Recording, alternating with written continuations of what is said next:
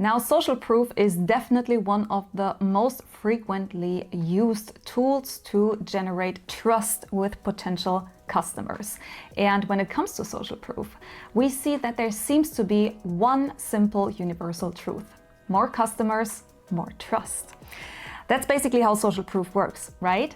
At first glance, at least. But what about the second glance? What if we look a little closer?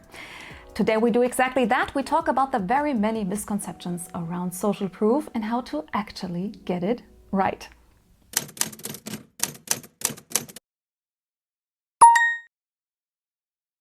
Hi, my name is Kat, Dr. Kat if you are a tech bro, and I teach people about writing in tech. And on this channel you will find everything that you need to know about writing, telling a great story and making the world a better place with words. So if you care about all of that just as much as I do, make sure you hit subscribe and ring the bell. Now, if you work in UX or marketing, then you might have come across a concept called social proof. Social proof is basically when we just show a number of customers that have already bought a product, or customers saying that a product is great. And we do that to show potential customers, hey, you can trust this product. Many people have already trusted it, many people liked it, so there's a very low risk in your buying decision. And from Gartner, we learned that social proof is basically grounded in the idea that people make decisions based on the actions and opinions of others. In other words, if someone sees a group of people doing something, they are more likely to follow. And they go on to explain how that concept works by saying that the psychological foundation of social proof lies in three key aspects. First, conformity. People usually want to fit in and follow the crowd to gain acceptance. Second, belonging. People are more likely to take action if it aligns with their values and beliefs. And of course, trust. People trust the opinions of others while making decisions, especially in uncertain situations. And all of that makes a lot of sense, right? A very, very common tool in sales, marketing, and even UX. So why are we talking about social proof today? Quite some time ago, I read an interesting take on social proof on LinkedIn. This one right here, saying, I don't trust a hotel listing that doesn't tell me how many people booked it, and neither should you. In travel, silence kills conversions. If your page looks like no one's touched it in months, you're basically telling users we're not that popular. That's why I'd never design a travel booking experience without proof baked in. So far, so good. The post then goes on with some examples, and then it concludes by saying, don't say book your beach villa today, say join 217 travelers who booked this beach villa this week. And this is basically only a kind of a logical consequence of following the idea of social proof, right? Like 217 people have already trusted this hotel, so it's probably safe to trust it. Makes sense, right? Because that is how social proof works.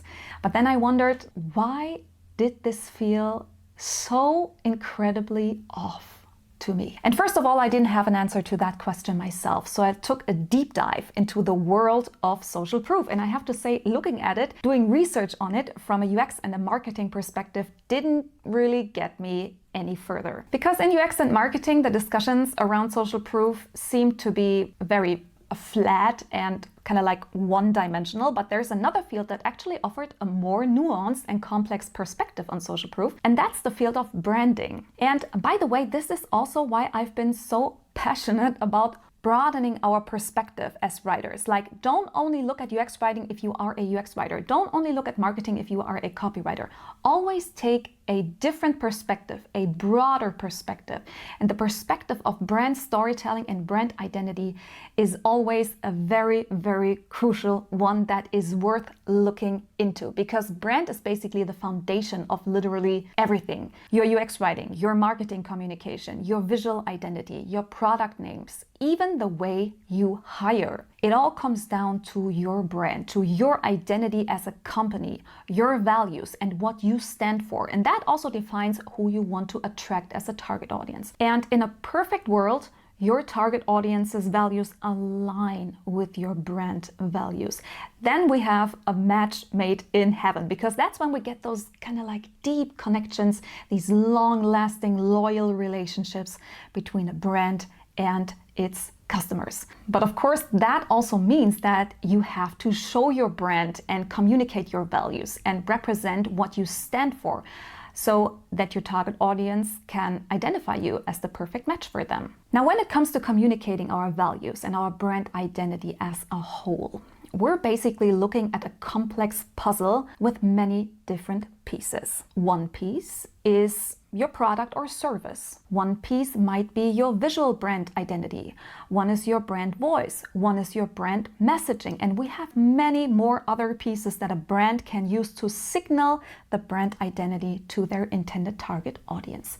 And yet another piece of that puzzle is how exactly you utilize the concept of social proof. And that's when we get back to this video's topic, because often we only see that social proof is used in the form of random customer reviews or high numbers of people who have already bought the product or the service that we're trying to sell. And that is most common, the most spoken about form of social proof. But number one, that is not the only form of social proof. And number two, using this form of social proof just randomly might even harm your brand. Because have you ever wondered why Apple doesn't do this? Or why a brand like Chanel doesn't do this? Not because they don't work with social proof, but because they work with a different kind of social proof. Because as I said, there are different kinds of social proof, and each form of social proof supports certain brand values and harms others. Now let me show you some of those different forms of social proof. Number one, as I said, that is one of the most popular forms of social proof,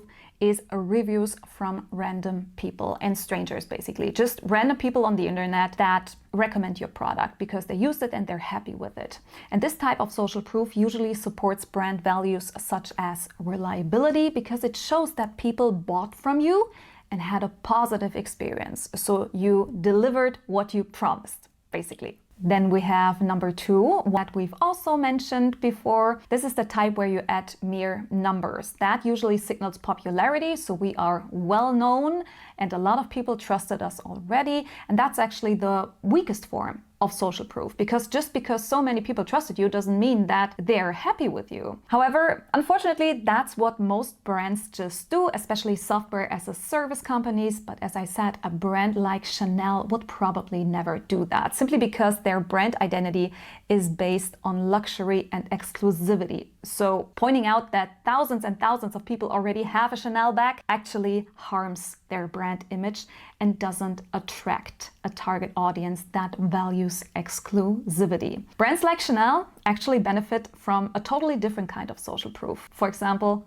the third type of social proof, which is referrals and testimonials from high-profile personalities. And that is what a lot of these brands do. We see them hire celebrities or other high-profile people for their campaigns. They invite these people to sit in the front row of their fashion shows. Sometimes they even publicly make them their art director or their brand director. And this is also a form of social proof because it signals status. And with that, it represents brand values such as exclusivity, success, high social status, and so on. And it signals all that also to attract a certain audience, an audience that values social status, exclusivity, and success as well.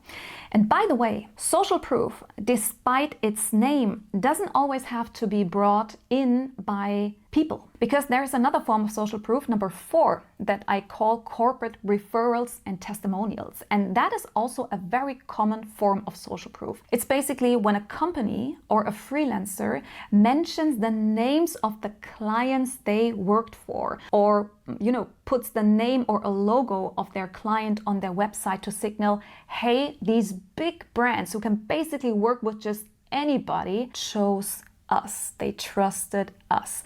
And that's a mix of all 3 types of social proof that we've mentioned before. So that is social proof as well. And it kind of signals expertise. Even these big brands trust us and allow us to mention them. That's professionalism, expertise, excellence. That is what that kind of social proof stands for. The brand values that you could represent with that kind of social proof. And these are also the brand values that we can represent, that we can signal to our target audience when we use that kind of social proof. So these were just 4 of the most widespread popular forms of social proof, those forms that I found during my research, and I'm sure there are many more, and if you know any other form of social proof, please let me know in the comments. But you see, with these forms, we already have a certain variety.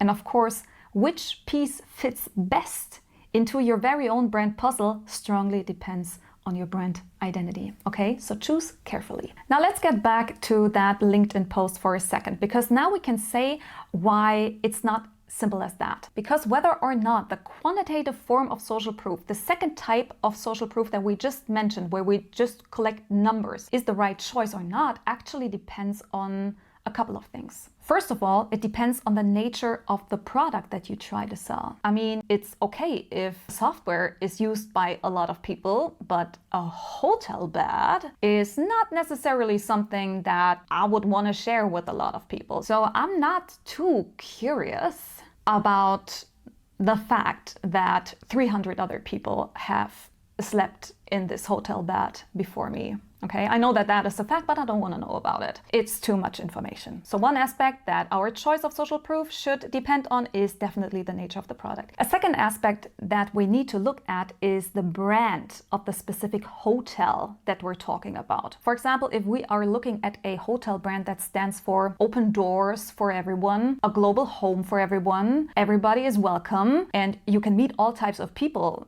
from all over the world there, then yes, working with a high number of bookings could be appropriate. But if we're looking at an exclusive luxury hotel chain, a high-class luxury brand of hotels like the Ritz-Carlton or the Rosewood or the Four Seasons, then we probably don't want to go with this quantitative form of social proof, because again, just like in the case of Chanel or Gucci or whatever kind of luxury brand you want to think of, that might hurt their brand. And maybe they also don't even want to go with the testimonial type of social proof, because they might want to stand for privacy. And showing a face of a celebrity and saying their name, even if it is a celebrity, that would kind of interfere with them representing privacy. So you see how that way of thinking should go when you opt for a certain type of social proof. There are basically a lot of aspects that we need to consider in order to make an appropriate decision. So to sum it all up, social proof goes far beyond showing the number of customers or showing customer reviews. Think broader, because only then you will find social proof strategies that match your brand identity and thus attract the intended audience and nurture your brand instead of harming it. Now, as always, let me know in the comments what you think about all of that. Let me know what kind of social proof would you choose for such a hotel booking website, such a hotel booking platform. How would you proceed in that? And also, are there any other types of social proof that I did not mention that you know about, that you might have worked with in the past? Let me know in the comments. Let's discuss all that. And I'm looking forward to reading your comments and also replying to them. Also, make sure to check out writewithdrkat.com for more writing education. Make sure you sign up to my newsletter, the UX Writing Memo, so that you don't miss out on a thing. Link is also in the description box below. And apart from that, there is nothing left to say for me except keep on writing, enjoy the process, and I hope to see you sometime soon.